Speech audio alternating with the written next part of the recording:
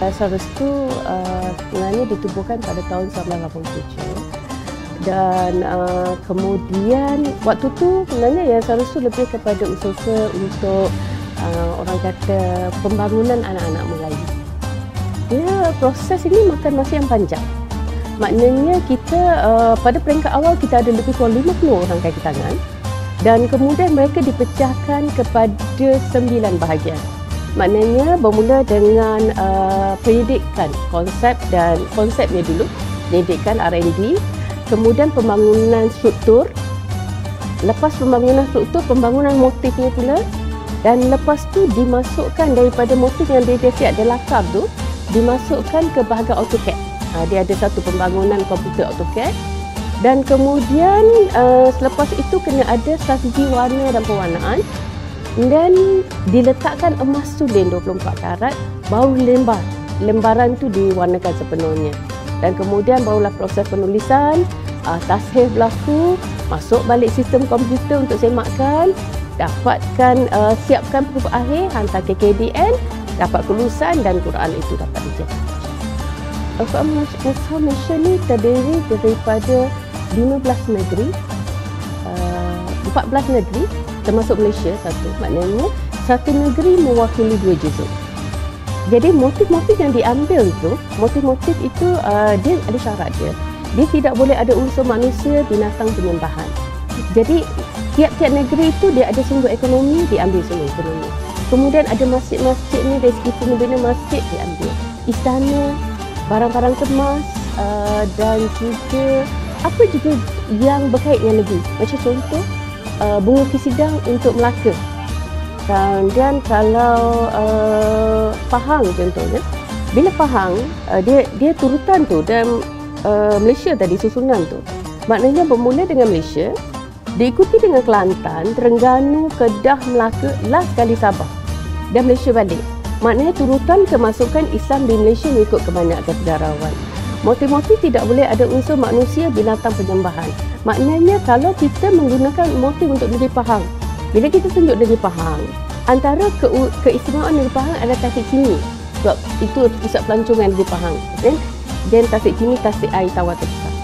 Jadi bila kita nak tunjuk tasik cini, kita tidak boleh meletakkan ikan, binatang atau naga yang jadi simbol tasik cini itu. Jadi diletakkan bunga teratai. Tapi bunga teratai pun kena hati-hati. Tidak boleh diletakkan yang kembang.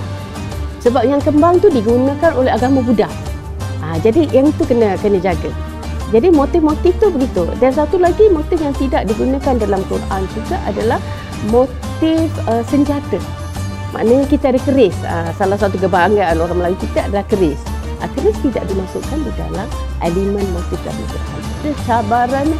Saya rasa cabaran paling besar Yayasan Restu adalah segi kewangan, ya. Maknanya untuk menghasilkan lembaran Al-Quran penuh tu, nilainya saya kira daripada proses awal. Sebab prosesnya mengambil masa 314,000 jam masa pekerja. 50 orang kaki tangan tu dilatih dulu. Kalau kita ada 4 penulis berusia 18 hingga 25 tahun, mereka dilatih dulu, bukan terus tulis. Dilatih dalam masa 2 tahun, 1,5 tahun ke 2 tahun supaya standard tulisan sama. Dan kemudian kertas yang kita gunakan pula, kertas yang diimport direct dari Jerman. Kertas yang tak berasid, tahan lebih daripada 500 tahun. Jadi nilai-nilai tinggi. Dan kemudian dari segi bahan lain, emas. Emas adalah satu logam yang tak boleh ditiru. Menjadi suatu sumber di dalam Quran biasanya akan diletakkan emas. Sebab dia menunjukkan tentang ketinggian Al-Quran itu. Jadi nilainya mahal. Dan Quran yang sedia ada yang sekarang pun, yang kita siapkan nilainya sekarang lebih kurang 30 juta ringgit. Jadi proses awal tu lebih kurang 12 juta ringgit. Jadi sumber kewangan begitu susah nak ni. Tapi Alhamdulillah kita mendapat sokongan daripada pihak kerajaan yang membantu dari awal dan kemudian kita juga dapatlah dana daripada orang-orang persorangan dan sebagainya lah, yang mana banyaklah pertolongan-pertolongan daripada proses tu. Kemudian bila dah cetak tu kita dapat jualannya dan kemudian ramai juga yang menyokong dari segi wakaf. Satu Quran tu dia jangka masa dia macam ni, dia biasanya dia bergantung pada saiz. Kalau macam saiz yang pertama, masa kita buat tu, saiz dia 3 kali 4 kaki. Nanti kita tengok, 3 kali 4 kaki tu, maknanya tinggilah 3 kali 4 kaki. Jadi satu lembar tu untuk menulisnya saja ambil masa 1 hari. Kemudian nak mewarnanya saja ambil masa 2 minggu ke 1 bulan. Proses mewarna keseluruhan Quran tu ambil masa 62,800 jam masa kerja. Keseluruhan kerja Quran tu antara 5 ke 6 tahun. Satu Quran yang besar. Tapi bila kita buat Quran-Quran seterusnya, kita ada banyak ya, Quran Tun Mahathir, kita ada Quran Sultan Selangor. Yang tu dah mula pendek jangka masa antara 2 ke 3 tahun. Sebab saiznya tak begitu besar lah. Ada yang saiz dalam saiz A2 saiz, yang itu tak banyak. Tak begitu ni. Dan kemudian teknik yang kita pakai juga. Teknik yang kita pakai kalau macam Tun Mahathir, Al-Quran Besar Tun Mahathir tu agak rumit sedikit kerana 100% tangan. Maksudnya desain yang dihasilkan pada situ, dia tidak melalui proses komputer.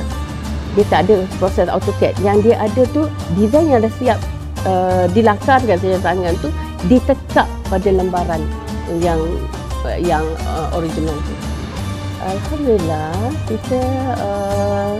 kita dah mula mengedarkan Quran ni sebenarnya mula dengan Muqaddam pada tahun 1987. Muqaddam Ma'rif Tilawah Al-Quran. Kita kenal program Ma'rif Tilawah Al-Quran. Dan kemudian pada tahun 2000 kita mula cetak Quran kita. Tahun 2005 kita ada Al-Quran dan terjemahan bahasa Melayu. Kemudian tahun 2009 kita ada Al-Quran terjemahan bahasa Inggeris. Tahun 2006 kita dah ada kat sini kan. Jadi 2008-2006 tu maknanya proses terjemahan berlaku. Kita buat juga untuk Al-Quran terjemahan untuk terjemahan Hausa untuk Nigeria. Dalam masa sama kita ada Al-Quran terjemahan Kazakh untuk Kazakhstan, Al-Quran Mushaf Singapura untuk Singapura. Kita juga ada projek-projek wakaf Al-Quran untuk Al-Quran terjemahan bahasa Khmer untuk masyarakat Cambodia. Jadi perkembangan tu begitu banyak dan hingga sekarang kita ada manuskrip, kita ada lebih kurang 13 manuskrip. Dan yang terkini ni kita ada Al-Quran Musa Madani. InsyaAllah akan dilancarkan. Dah dimaklumkan sebelum ni. Dan saya rasa perkembangan ni dah begitu banyak. Maknanya daripada salinan Al-Quran, kemudian berkembang kepada terjemahan bahasa Melayu, bahasa Inggeris. Dan kemudian kita yang pada tahun 2020 kita ada Al-Quran Mushaf Mufiq. Al-Quran Mushaf Mufiq ni adalah Al-Quran dengan perincian 40 perincian. Yang itu memang terbaik kalau untuk anak-anak, untuk STEM Q, yang itu yang terbaik sebenarnya. Dan kemudian kita ada juga Al-Quran khas untuk tahfiz. Al-Quran tahfiz dengan kaedah tahfiznya. Dan yang terkini, yang sekarang ni, yang sedang berlaku dari tahun 2023 adalah Al-Quran terjemahan pelbagai bahasa dan insyaAllah kita akan bergerak hingga kepada 30 bahasa dunia. InsyaAllah Al-Quran dengan terjemahan.